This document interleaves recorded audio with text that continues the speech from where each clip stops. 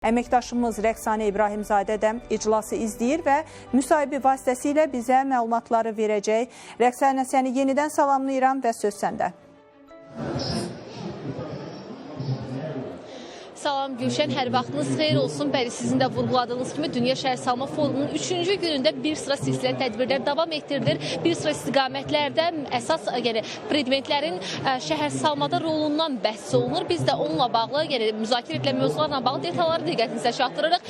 Az sonra ilə vurğuladığınız kimi burada qadın və uşaqların şəhərsalmada rolu ilə bağlı, eyni zamanda onların şəhərdə rahat şəkildə hərəkət etməsinin təmin olunması istiqamətində məsələlər müzakirə aparılacaq. Bu istiqamətdə tədbir keçiriləcək, az sonra, dəqiqələr sonra başlayacaq, amma tədbirin mahiyyəti ilə bağlı informasiyaları hazırda ilə qonağım Qadın və Uşaqların Təhsilə Dəstək İctimai Birliyinin sədri Sevinç Fədai vasitəsilə əldə edəcək. Xoş gördük Sevinç xanım. Buyurun, detalları sizdən eşidək.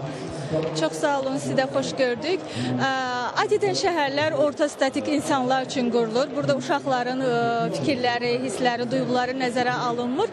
Amma Qadın və Uşaqların Təhsilinə Dəstək İctimai Birliyi olaraq bu 13 çərçivəsində təşkil etdiyimiz bu paneldə bugün uşaqlar danışacaq. Fərqli inkişaf xüsusiyyətlərinə malik olan uşaqlar, eyni zamanda həssas olan uşaqlar bu şəhərlərlə bağlı onları necə görmək istəyirlər, inklüziv şəhər anlayışının əhəmiyyəti barədə fikir, hiss və duyğularını bölüşəcəklər. Eyni zamanda real həyatda qarşılaşdıqları çətinlikləri burada ifadə etdikləri, bölüşdükləri bir platformaya çevriləcək. Onlar bildirəcəklər ki, necə bir şəhər arzuluyurlar, necə bir şəhər görmək istəyirlər, bu çətinlikləri necə aradan qaldırmaq istəyirlər, onları narahat edən nələrdir. Elə uşaqlar var ki, onlar bu çətinlikləri səssizcə içində çəkirlər, amma bugün o səsi ifadə etdikləri bir gündür, bir platformadır. Biz də çalışdıq ki, bu forum vasitəsilə onların səsinə çevrilək.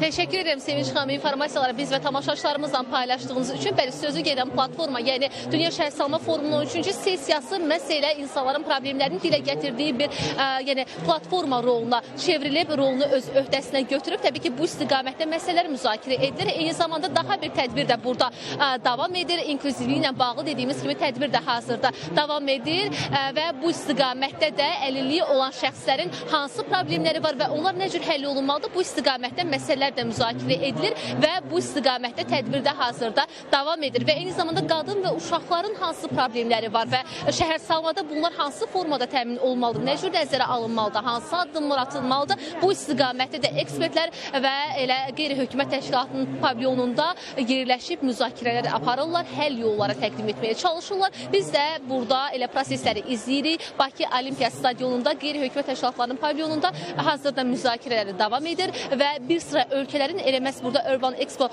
Center'da bu istiqamətdə, yəni bu mərkəzdə məlumatları təqdim olunur, stendləri təqdim olunur və ən böyük stendlərdən biri dünən açılışı oldu dedik. Azərbaycan bölməsi ki, bu istiqamətdə də müəyyən stendlər vasitəsilə şəhərsalmada Azərbaycan hansı addımları atıb və işğaldan azad olunan ərazilərimizdə dediyimiz kimi hansı işlər görülür, yaşlı enerji sahəsi ilə bağlı və paralel olaraq bilirik ki, ağlı kənd layihələri tətbiq olunur işğaldan azad olunan torpaqlarımızda və müasir üslubda, müasir standartlara cavab verən şəhərsalma metodlarından istifadə olunur ki, bu istiqamətdə də məsələlər müzakirə edilir və bizim atdığımız addımlar digər ölkələrə nümayiş olunur. Hələlik Bakı, burada Dünya Şəhərsalma Forumuna çatdıra biləcəyimiz informasiyalar bu qədərdir. Dünən də önəmli tədbirlər keçirildi burada. Dünya liderlərinin, burada liderlər görüşü samiti keçirildi və paralel olaraq assambleyaların birgə yekun iclası oldu. Bu istiqamətdə də detalları diqqətinizə çatdırdıq. Az sonra da çatdıracaq və burada elə Pəncə pavilyonunun da az sonra açılışı olacaq. Onunla bağlı informasiyaları diqqətinizə çatdırmağa çalışacaq.